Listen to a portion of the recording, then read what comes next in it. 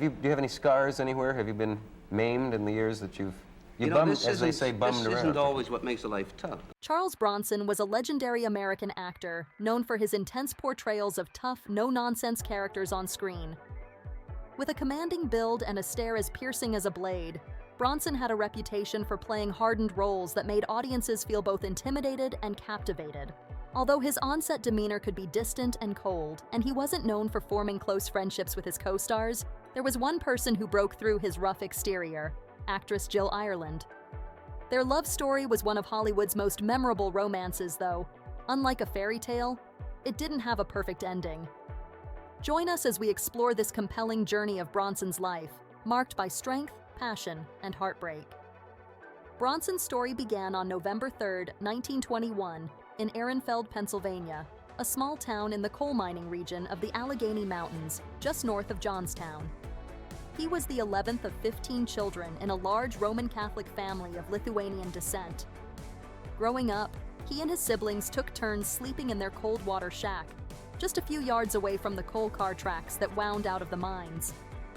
Bronson's father, Walter Bukinski, was a Lipka Tatar from the village of Druskininkai in Lithuania, while his mother, Mary, was born in Tamaqua, Pennsylvania, to Lithuanian immigrant parents.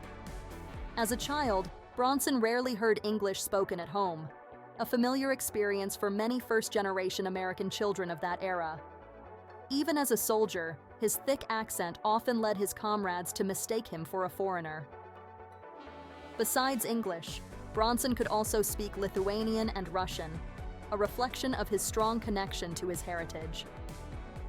In a 1973 interview, Charles Bronson reflected on his distant relationship with his father, saying he never really knew him and couldn't tell if he felt love or resentment towards him.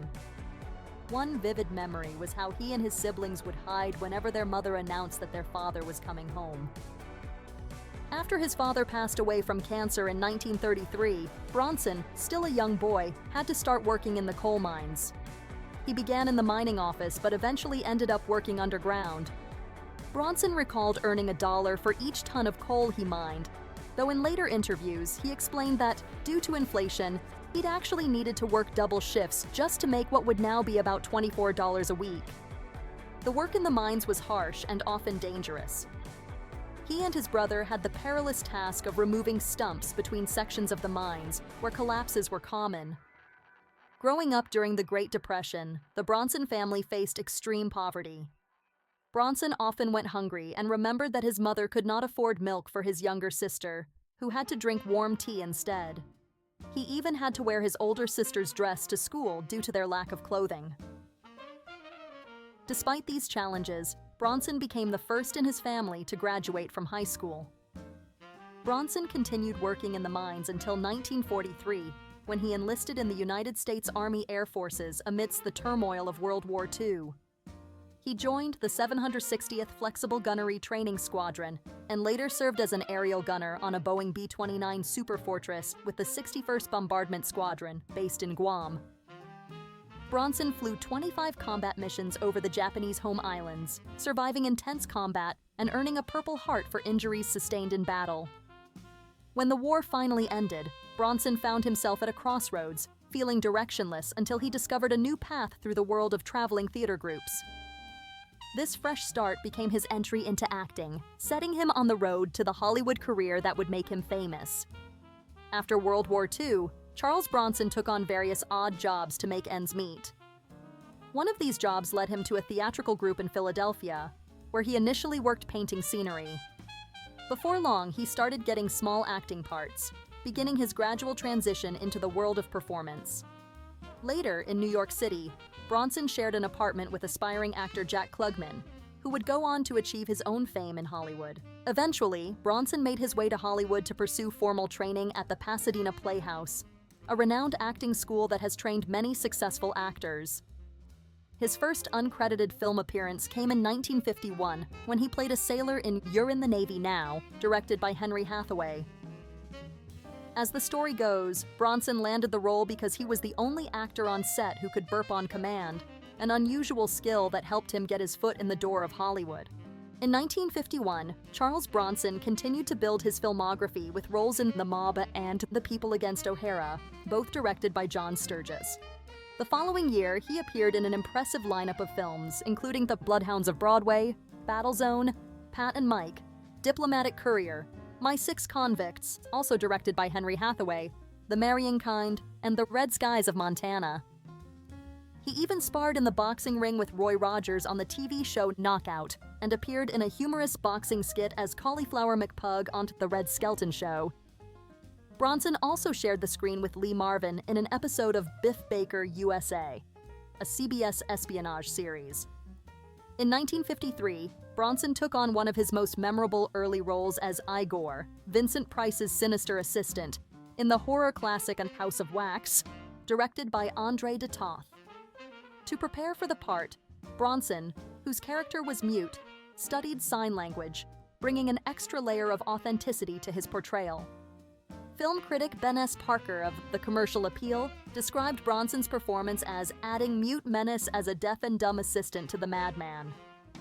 The film was a major success, ranking 4th in the U.S. box office for the year and earning an impressive $23 million. In recognition of its cultural and historical significance, House of Wax was added to the National Film Registry by the Library of Congress in 2014, ensuring its preservation as an iconic piece of American cinema.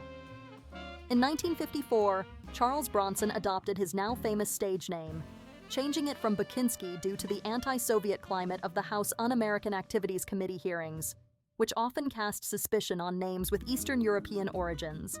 He drew inspiration for Bronson from the iconic Bronson Gate at Paramount Studios, located at Melrose Avenue and Bronson Street. Bronson's career continued to gain momentum. In 1959, he took on a supporting role in the war film Never So Few, produced by John Sturges. That same year, he made guest appearances on television in episodes of A Yancey Derringer and U.S. Marshal, demonstrating his versatility on both the big and small screens.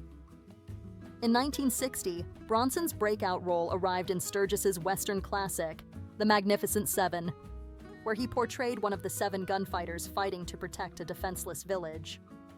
Co-star Eli Wallach described Bronson as a loner who preferred keeping to himself during filming. Despite earning a then-significant $50,000 for the role, a considerable amount today, the film was initially a box office disappointment in the United States. However, it became a massive success in Europe, eventually turning a profit. Harrison's reports praised it as a superb Western, well-acted and crammed full of action, human interest, pathos, suspense, plus some romance and humor. In 2013, The Magnificent Seven was added to the National Film Registry for its cultural, historical, and aesthetic significance. Throughout 1960, Bronson continued appearing in notable TV roles, including episodes of Riverboat, The Islanders, Laramie, and a recurring role in the 2nd season of Hennessy. He first appeared in the episode Hennessy a la Gun, and later in The No Goodnick, which aired in 1961. That same year, he took supporting roles in The Master of the World, directed by William Whitney, A Thunder of Drums by Joseph Newman, and The X-15, directed by Richard Donner. In 1961, Bronson was cast in the television episode The Last Round of One Step Beyond, and co-starred with Elizabeth Montgomery in a classic episode of The Twilight Zone titled 2. He also earned an Emmy nomination for his guest role in the General Electric Theater's Memory in White. The following year, he appeared alongside Elvis Presley in The Kid Galahad. In 1963, Bronson starred in John Sturges's The Great Escape, an ensemble war drama about prisoners of war planning a mass escape. Critics widely praised the film, and the Rotten Tomatoes consensus applauded its impeccably slow-building story and a cast for the ages, making The Great Escape an all-time action classic. The film earned $11.7 million at the box office on a $4 million budget, ranking as one of the year's highest-grossing films and securing a Golden Globe nomination for Best Picture. It holds the 19th position on the AFI's 100 Years, 100 Thrills list. Bronson continued starring in American classics, and by 1968, he had firmly established himself in European cinema, becoming a sought-after star across the Atlantic. The filming of Villa Rides marked a turning point for Charles Bronson, as it led to his introduction to the producers of Jean Herman's French film Adieu l'ami. The team was searching for an American co-star to pair with Alain Delon, who was a fan of Bronson's work. Bronson's agent, Paul Kohner, later shared that the producers appealed to Bronson by highlighting how the American film industry often reserved fame and fortune for pretty boy heroes, whereas in Europe, audiences were captivated by character and depth over appearance. Bronson agreed to the role in December 1967, and the movie was filmed in Marseille and Paris. Adieu l'ami became a tremendous success in France, grossing around $6 million, and cemented Bronson's reputation in Europe. He went on to appear in numerous international productions, with European-made films gaining widespread popularity. TV Guide noted the powerful on-screen chemistry between Bronson and Delon, adding to the film's acclaim. Another European triumph for Bronson was Sergio Leone's classic spaghetti western, Once Upon a Time in the West, where Bronson starred in a lead role. Interestingly, he had previously declined Leone's offer for the leading role in A Fistful of Dollars in 1964. Once Upon a Time in the West was a major hit in Italy, selling 8 million tickets, and in the US, it grossed over $5 million from 3.7 million ticket sales. The film achieved even greater success in France and Germany, selling 14 million and 13 million tickets, respectively. The movie was eventually included in the United States National Film Registry by the Library of Congress, recognized as culturally, historically, and aesthetically significant. It remains celebrated as one of the greatest westerns ever made and among cinema's timeless classics. Leone himself described Bronson as the greatest actor I ever worked with, underscoring the lasting impact Bronson had on audiences and directors alike. In 1972, Charles Bronson embarked on a successful string of action movie hits for United Artists, beginning with the Michael Winner film Chatto's Land. This collaboration marked the launch of Bronson's production partnership with Winner, which would lead to several more films together in the coming years, including The Mechanic and The Stone Killer. By 1973, Bronson had established himself as the world's leading box office attraction, earning an impressive $1 million per film. Then, in 1974, Bronson took on what would become his most iconic role at the age of 52 in A Death Wish, directed once again by Michael Winner. In this highly popular film, he portrayed Paul Kersey, a successful architect from New York who transforms into a vigilante seeking justice after his wife is brutally murdered and his daughter is assaulted. This film was so impactful that over the next 2 decades, it spawned 4 sequels, all featuring Bronson in the lead role. While The Death Wish garnered significant commercial success, earning $22 million and ranking as the 20th highest-grossing film in the US that year, it also drew criticism.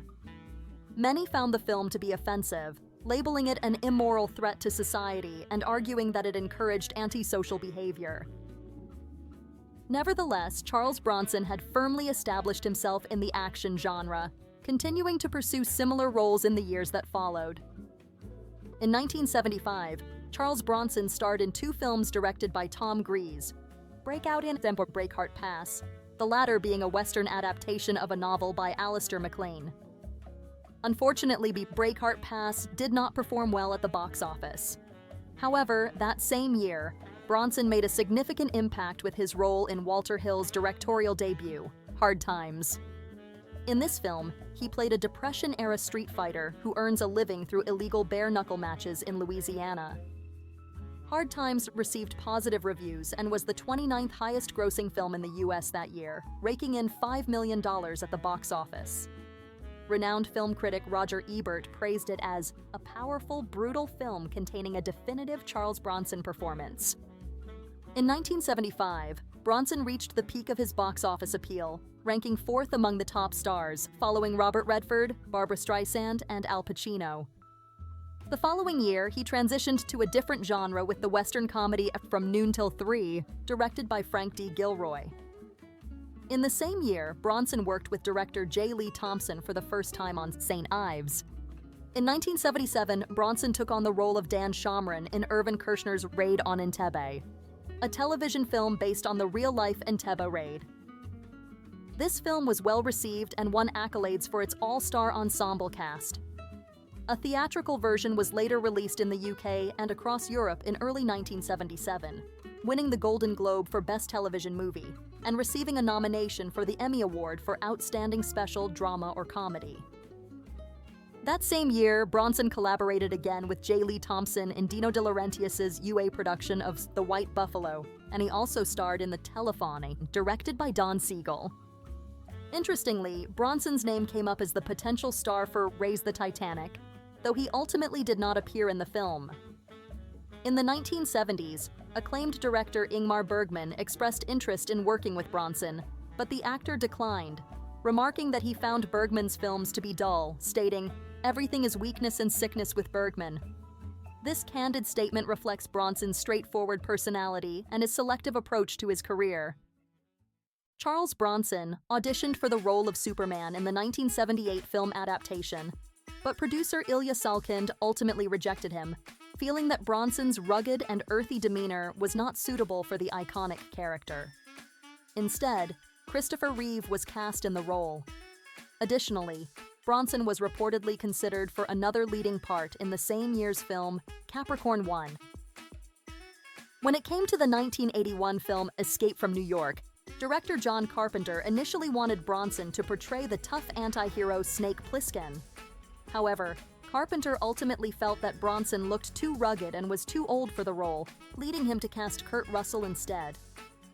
During this time, Bronson appeared in 2 films for ITC, Love and Bullets and Borderline. He also reunited with director J. Lee Thompson for Cabo Blanco. In 1981, Bronson co-starred alongside Lee Marvin in Peter Hunt's adventure film Death Hunt. This film is a fictionalized account of the Royal Canadian Mounted Police's pursuit of a man named Albert Johnson, played by Bronson. Renowned critic Vincent Canby of the New York Times noted the skill of both actors, stating, "Mr. Bronson and Mr. Marvin are such old hands at this kind of film that each can create a character out of thin, cold air." The film was a modest success, grossing $5 million at the US box office.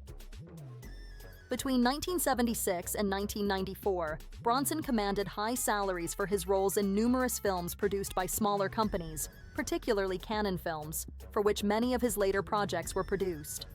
He accepted a $1.5 million deal with Cannon to star in The Death Wish 2, once again directed by Michael Winner. In this sequel, Bronson reprised his role as architect Paul Kersey, who relocates to Los Angeles with his daughter. When she is brutally murdered by a gang, Kersey once again dons the mantle of a vigilante to seek justice. Cannon Films was quick to hire Bronson for The 10 to Midnight, where he portrayed a cop in pursuit of a serial killer. This film also marked the 4th collaboration between Bronson and director J. Lee Thompson, showcasing their successful partnership throughout the years.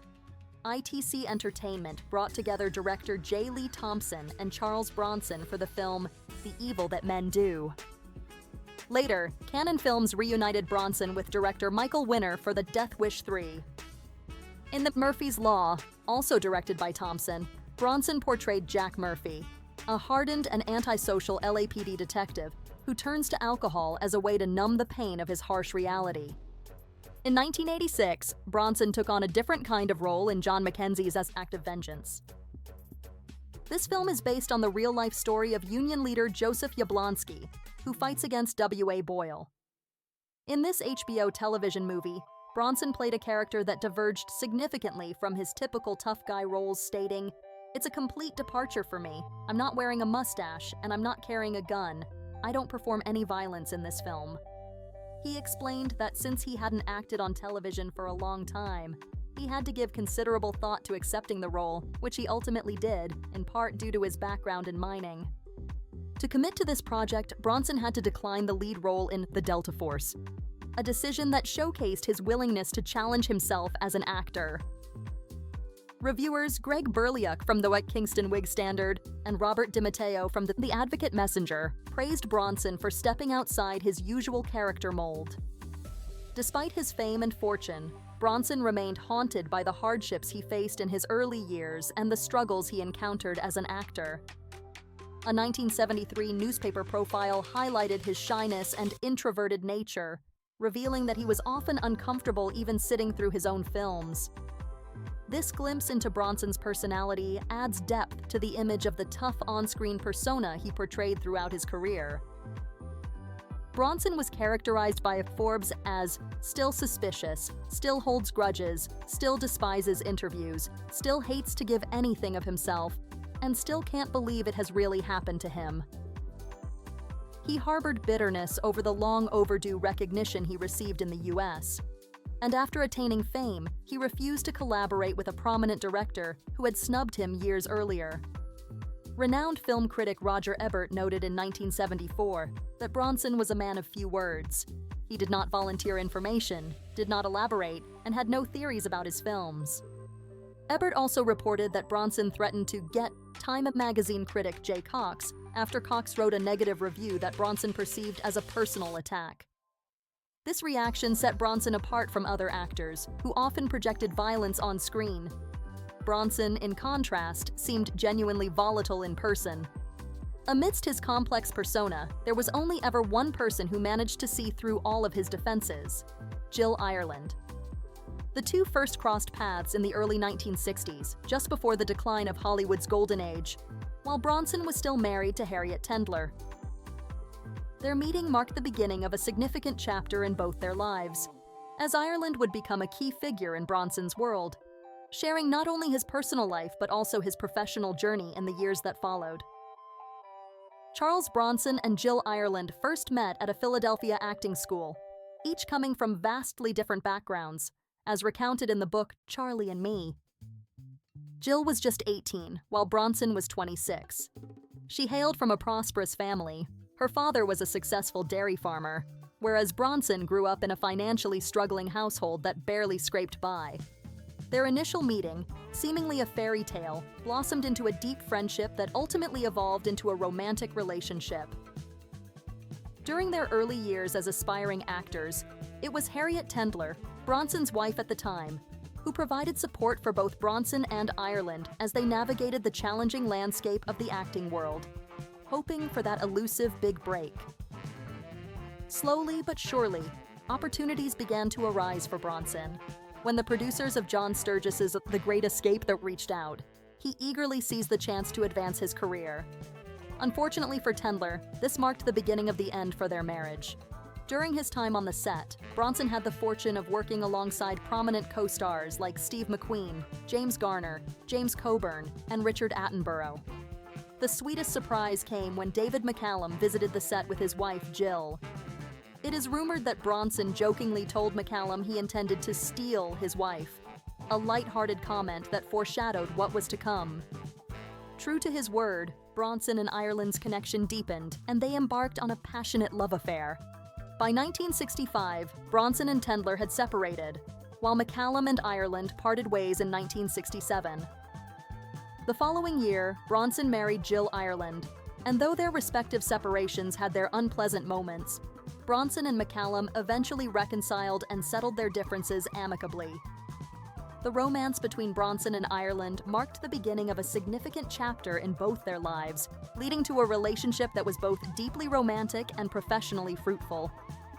Charles Bronson and Jill Ireland shared a remarkable life together in a Grand Bel Air mansion, raising a blended family of 7 children, 2 from Bronson's previous marriage to Harriet Tendler, 3 from Ireland, including 1 adopted child, and 2 daughters of their own, Zuleika and Katrina, the latter also adopted.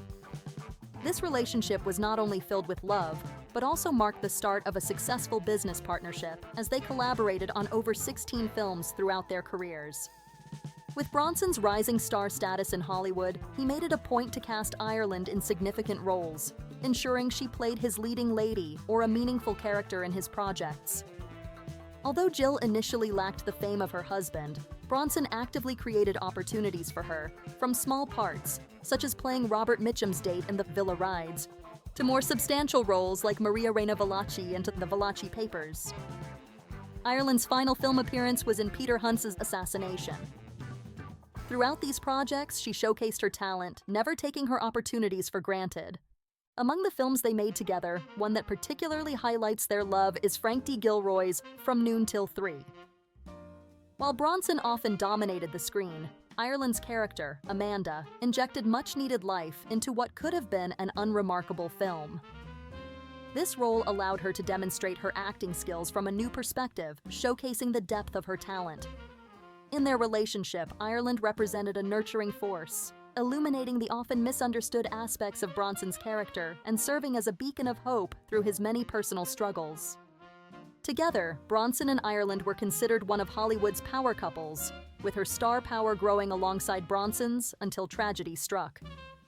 In 1984, Jill Ireland was diagnosed with breast cancer.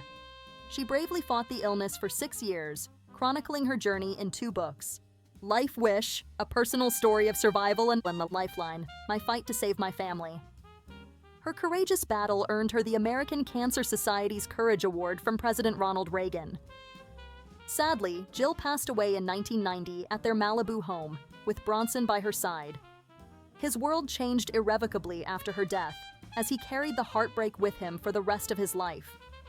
In 1998, he married singer Kim Weeks, but Ireland remained in his heart.